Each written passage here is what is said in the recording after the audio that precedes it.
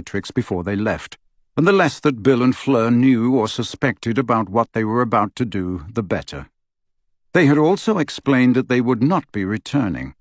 As they had lost Perkins's old tent on the night that the Snatchers caught them, Bill had lent them another one.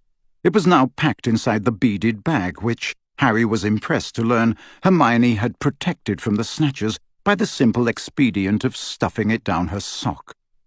Though he would miss Bill, Fleur, Luna, and Dean, not to mention the home comforts they had enjoyed over the last few weeks, Harry was looking forward to escaping the confinement of Shell Cottage. He was tired of trying to make sure that they were not overheard, tired of being shut in the tiny, dark bedroom. Most of all, he longed to be rid of Griphook.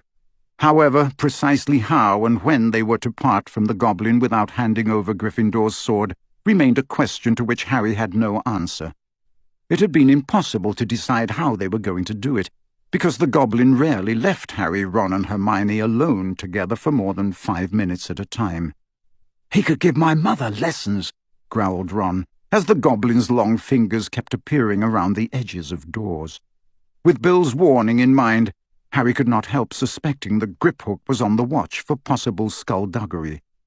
Hermione disapproved so heartily of the planned double-cross that Harry had given up attempting to pick her brains on how best to do it. Ron, on the rare occasions that they had been able to snatch a few Griphook-free moments, had come up with nothing better than, "We'll just have to wing it, mate." Harry slept badly that night. Lying awake in the early hours, he thought back to the way he had felt the night before they had infiltrated the Ministry of Magic, and remembered a determination, almost an excitement. Now he was experiencing jolts of anxiety, nagging doubts. He could not shake off the fear that it was all going to go wrong.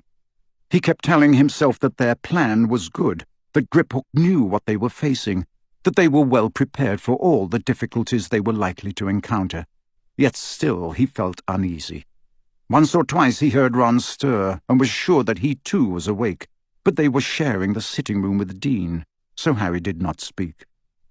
It was a relief when 6 o'clock arrived, and they could slip out of their sleeping bags, dress in the semi-darkness, then creep out into the garden, where they were to meet Hermione and Griphook. The dawn was chilly, but there was little wind now that it was May. Harry looked up at the stars still glimmering palely in the dark sky, and listened to the sea washing backward and forward against the cliff. He was going to miss the sound. Small green shoots were forcing their way up through the red earth of Dobby's grave now. In a year's time, the mound would be covered in flowers. The white stone that bore the elf's name had already acquired a weathered look. He realized now that they could hardly have laid Dobby to rest in a more beautiful place. But Harry ached with sadness to think of leaving him behind. Looking down on the grave, he wondered yet again how the elf had known where to come to rescue them. His fingers moved absent-mindedly to the little pouch still strung around his neck, through which he could feel the jagged mirror fragment in which he had been sure he had seen Dumbledore's eye. Then the sound of a door opening made him look around. Bellatrix Lestrange was striding across the lawn toward them, accompanied by Griphook. As she walked, she was tucking the small beaded bag into the inside pocket of another set of the old robes they had taken from Grimmauld Place.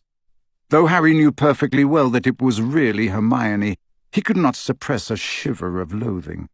She was taller than he was, her long black hair rippling down her back, her heavily lidded eyes disdainful as they rested upon him. But then she spoke.